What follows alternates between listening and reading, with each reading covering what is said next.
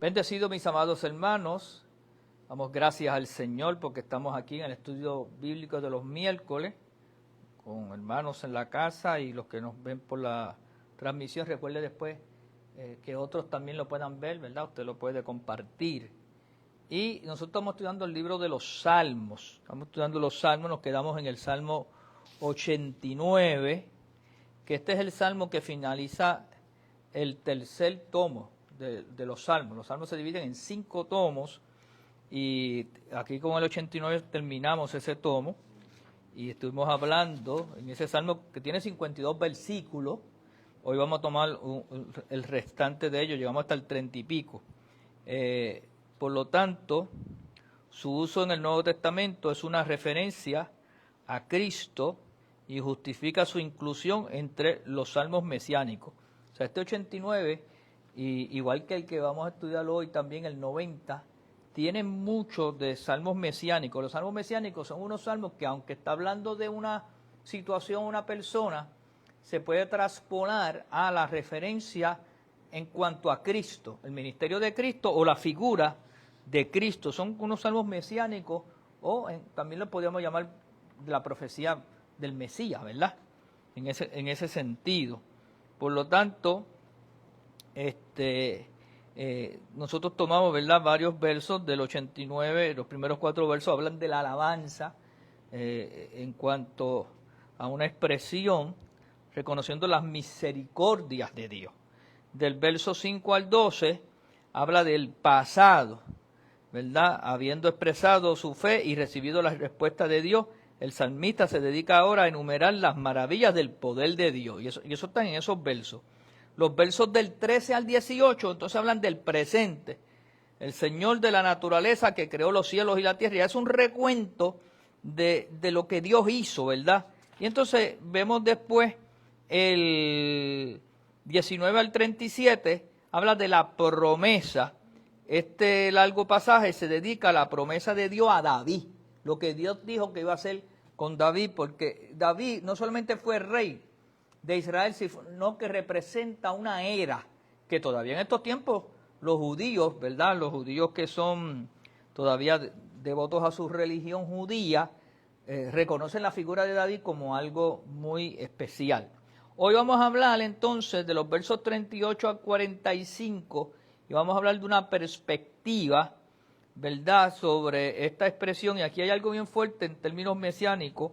Voy a leer esos versos del 35 al 52 para que lo veamos en el texto bíblico, ¿verdad? Básicamente, especialmente del 38. Mas tú desechaste y menospreciaste a tu ungido. Y oiga bien, porque hay teólogos que piensan que estaba directamente hablando de David, pero hay otros que piensan que más bien es una expresión mesiánica en cuanto a lo que ocurrió con Jesús. Pues mire la letra: mas tú desechaste y menospreciaste a tu ungido y te has airado con él, rompiste el pacto de tu siervo, has profanado su corona hasta la tierra. Jesús era el rey de reyes, señor de señores, pero murió como un criminal, y sabemos por qué murió, por nuestros pecados, ¿verdad? Aportillaste todos sus vallados, has destruido sus fortalezas, que fue lo que pasó con Cristo, ¿verdad? Los saquean todos los que pasan por el camino, es oprobio a sus vecinos, y eso fue lo que pasó cuando estaba en la cruz, se burlaban de él, allí en el Calvario. Has exaltado la diestra de sus enemigos, y también eso ocurrió porque se burlaron los fariseos, los religiosos, Roma. Has alegrado a todos sus adversarios, embotaste asimismo el filo de su espada y no lo levantaste en la batalla, hiciste cesar su gloria y echaste su trono por tierra, has acortado los días de su juventud, y eso pasó.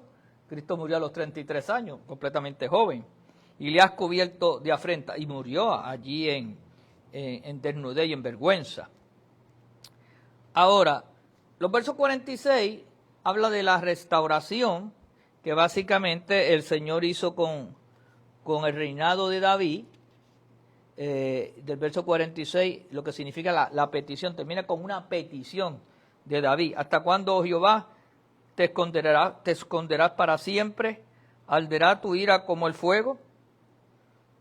recuerda cuán breve es mi tiempo, porque habrás creado en vano a todo hijo de hombre. ¿Qué hombre vivirá y no verá muerte? ¿Librará su vida del poder del Seol? Señor, ¿dónde están tus antiguas misericordias que juraste a David por tu verdad? Señor, acuérdate del oprobio de tus siervos, porque tus enemigos, oh Jehová, han deshonrado los pasos de tu ungido. Y termina con una doxología diciendo, bendito sea Jehová para siempre. Amén, amén. Entonces, vamos a analizar un poquito y después entramos en el Salmo 90, ¿verdad? Como dije ahorita, estos versos del 38 al 45, para mí tienen un fuerte acento de una profecía mesiánica, de lo que se conoce como una porción mesiánica acerca de Jesús. Y hay sin lugar a duda su dramático contraste entre la promesa y las perspectivas inmediatas. Es en parte el problema del salmista en igual al de los discípulos de Jesús, muchos años después, cuando esperaban que el Señor restaurase el reino de Israel. Hechos capítulo 1 y el verso 6. Ellos esperaban eso, que el Señor restaurara. El propósito de Dios no ha sido nunca la restauración de lo antiguo con relación a Israel, sino la realización de lo nuevo. ¿Ve? Dios está siempre pensando en hacer cosas nuevas. Lo viejo debía pasar antes que apareciera lo nuevo. Entonces estos versículos reflejan, ¿verdad?, esa situación. Parece ser que Dios ha desechado y menospreciado a su ungido, el verso 38. Su pacto ha sido roto, el verso 39. Y la corona del rey ha sido profanada hasta el punto de caer a tierra. Sus vallados han sido aportillados, es decir, se han abierto brechas en sus defensas.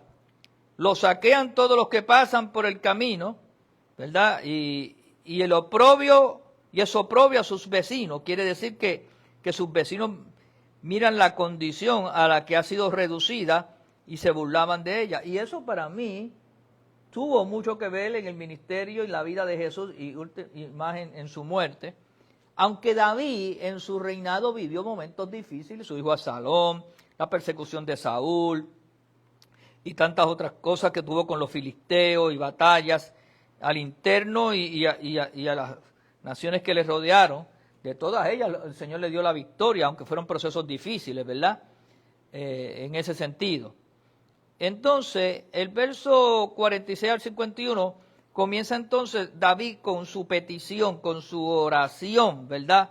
De petición, dice, bajo circunstancias tales como esta, el clamor del corazón fue de David de la siguiente forma, ¿hasta cuándo, oh Jehová? Verso 46. La súplica consiste en dos partes, cada una de las cuales comprende 3 versículos, en estas dos partes. El argumento de la primera es la brevedad de la vida humana. David reconoce que la vida es frágil y que es breve. Nosotros, cuando venimos a abrir los ojos, ya tenemos 70, 80 años. ¿Verdad? Cuando tú vienes a abrir los ojos, ya eres un adulto. O sea, la vida pasa breve, ¿verdad?, en términos naturales. El de la segunda, la deshonra que afrenta a Dios por el triunfo de sus enemigos. Entonces, David vivió eso. Fueron momentos difíciles, pero a pesar de todo, Dios le dio la victoria. El honor de Dios es el segundo punto de apoyo sobre el cual el salmista insiste a fin de fundar su petición. Estaba orando basado en ese honor de Dios. O sea, nosotros podemos fallar, pero Dios va a ser fiel. Nosotros cometemos errores, pero Dios no falla. Dios es infalible y tiene toda sabiduría. Entonces, basado en eso es que estaba en la oración. Entonces, él apela a las misericordias. Y recuerda las misericordias que Dios tuvo en el pasado, al juramento que le había hecho a David, su siervo. Y le pide a Dios recobrar el oprobio de sus siervos. Y cómo él podría salir firme ante las naciones y que Dios lo honrara sobre eso. Por lo tanto, los que se oponen al salmista son entonces sus enemigos, como lo dice el verso 51. Entonces termina el 52 con la doxología, con que concluye la totalidad de estos 3 tomos de los salmos que ya llegan hasta el Salmo 89, ¿verdad? Y termina diciendo amén, amén.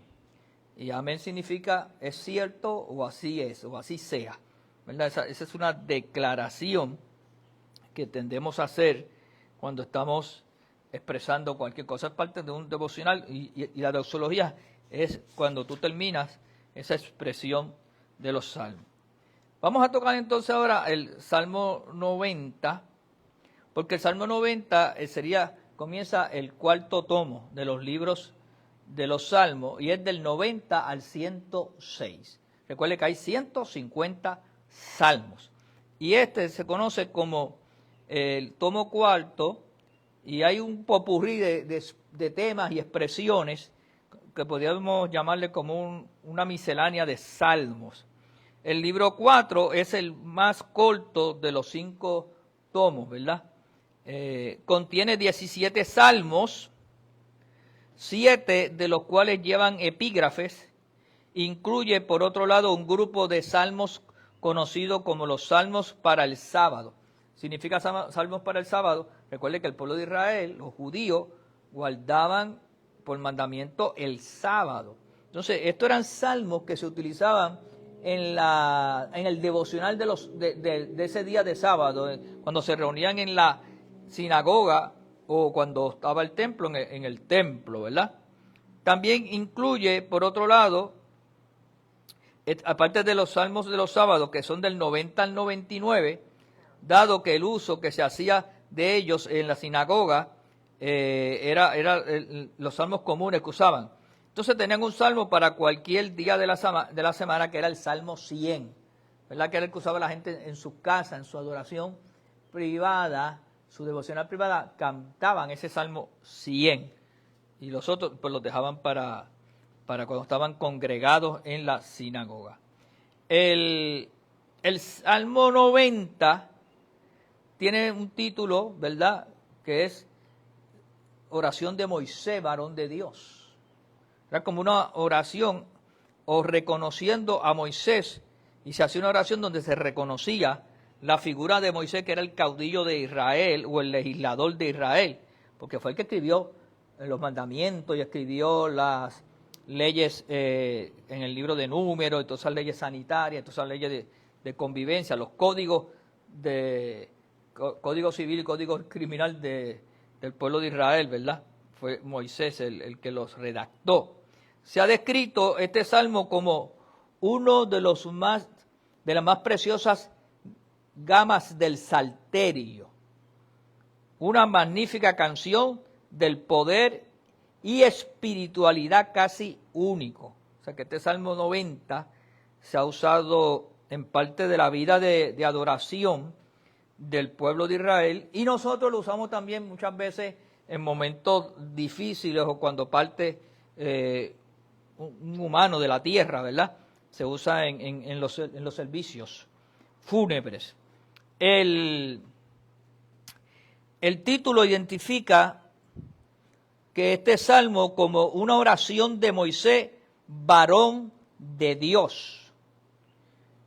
También, sin embargo, puesto que Moisés fue reconocido como el gran legislador del Antiguo Testamento, el hecho de que se le haya atribuido o dedicado a él significa un verdadero tributo a la calidad del salmo. O sea que era un salmo que ellos lo utilizaban mucho y de gran reconocimiento. Voy a leer entonces los 17 versos para que nos pongamos en contexto del salmo. Dice: Señor, tú nos has sido refugio. De hecho, hay hasta una canción de devocional que usamos: Señor, tú nos has sido refugio de generación en generación, antes que naciese el monte y formases la tierra, desde el siglo hasta el siglo, tú eres Dios. Y así va la melodía, ¿verdad?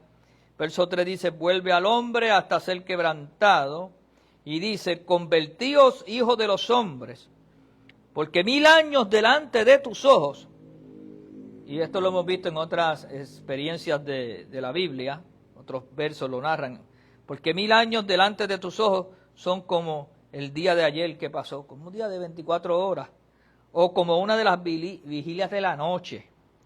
Los arrebatas como con torrentes de agua, son como sueños, como la hierba que crece en la mañana florece y crece y en la tarde es cortada y se seca.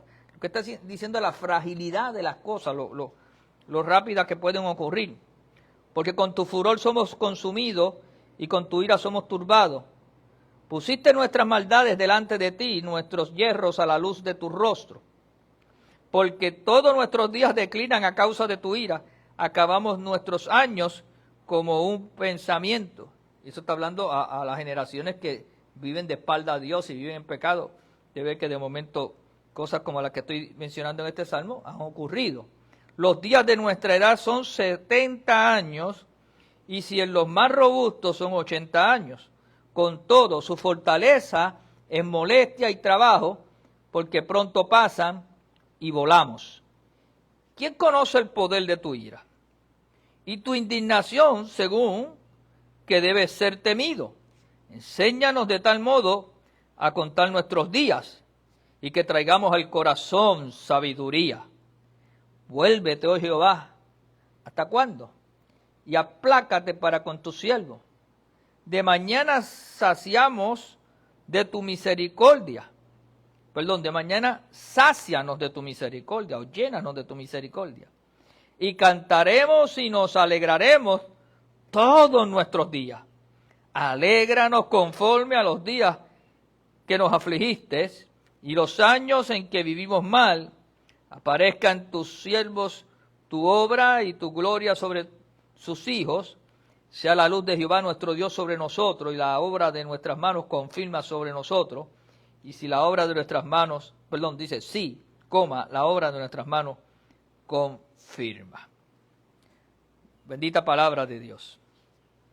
Ahora, oiga bien, la primera estrofa que está en el verso 1 al 6 reconoce al Dios soberano como refugio de Israel de generación en generación.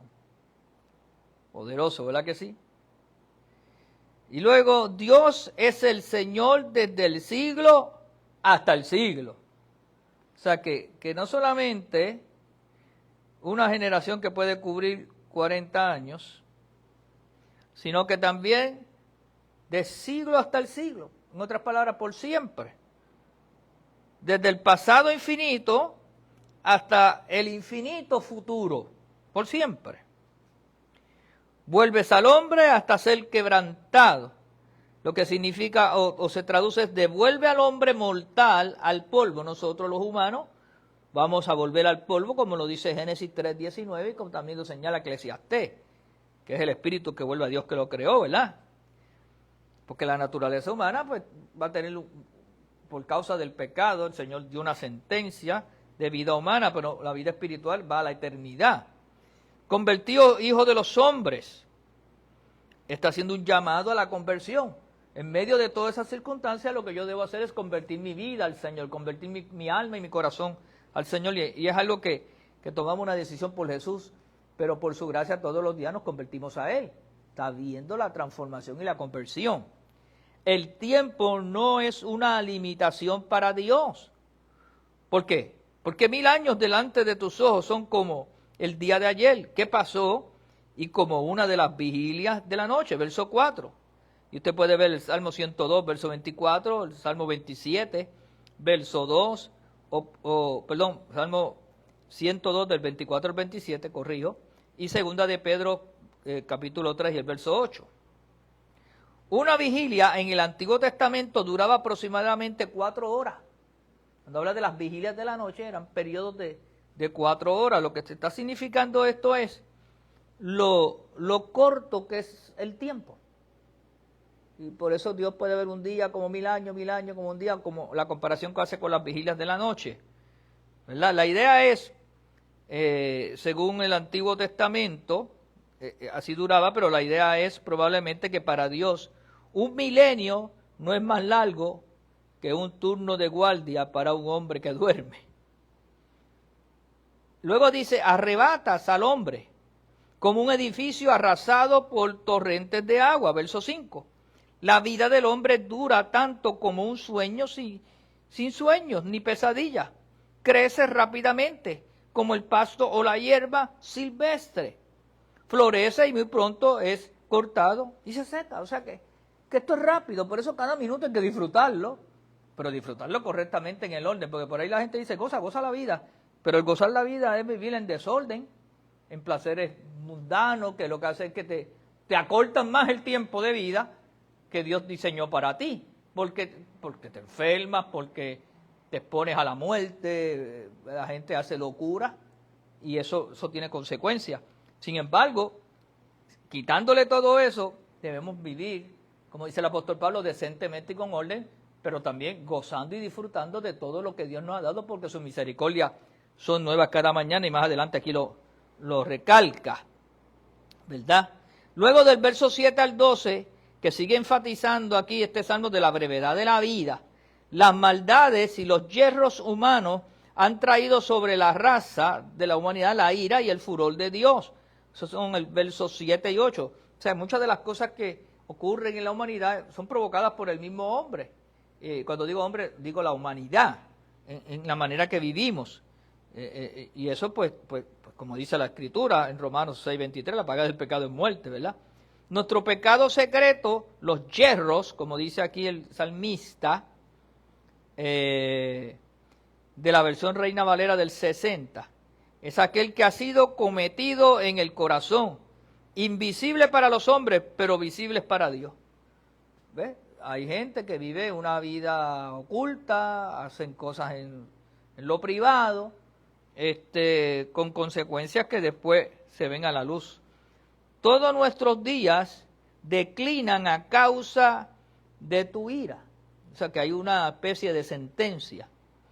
Nuestros días desaparecen bajo su ira, según la Reina Valera revisada. Acabamos nuestros años como un pensamiento. También se traduce, son nuestros días como un cuento que se acaba. Y ahí sale la famosa canción, todo tiene su final, nada dura para siempre. Por lo tanto, luego te habla de que 70 y 80 años es la extensión normal de una vida humana. Los años que se agreguen a esta cifra probablemente no sean más que molestia y trabajo, según el verso 10. Ahora, cuando Dios hizo al hombre, y en la antigüedad, en el libro de Génesis, bueno, Matusalén duró 900 y pico de años. En lo que el pecado fue tomando fuerza en la humanidad, y el hombre aprendió las consecuencias del pecado como muerte, los años fueron reduciéndose. Entonces tú tienes a un Job que duró 100 y pico de años, a un Moisés que duró 140 y pico, Abraham por ahí cerca. Pero después, por causa del pecado y que no había una ciencia más adelantada, los hombres de 70, 80 años los más fuertes. Pero no necesariamente en países desarrollados y hasta subdesarrollados, pues las edades han cambiado. En Puerto Rico de los 40, pues la gente a los 50 años se morían. Pero la ciencia y la medicina y todo el conocimiento que hemos tenido, pues ya la mediana en Puerto Rico, los hombres están en 77 años aproximadamente y las mujeres 83. Esa es la mediana, pero la realidad es que tenemos gente viviendo 80 y pico alto, 90 y pico, bueno, tenemos salseros de 100 años o 99 años y con buena salud. Y tenemos gente de más años también. Lo que significa es que todos nosotros podemos aspirar a vivir unos años más, pero la realidad es que sigue siendo corta con relación a lo que Dios ha diseñado. Ahora, el espíritu es eterno y estaremos con el Señor por la eternidad en ese sentido. Entonces,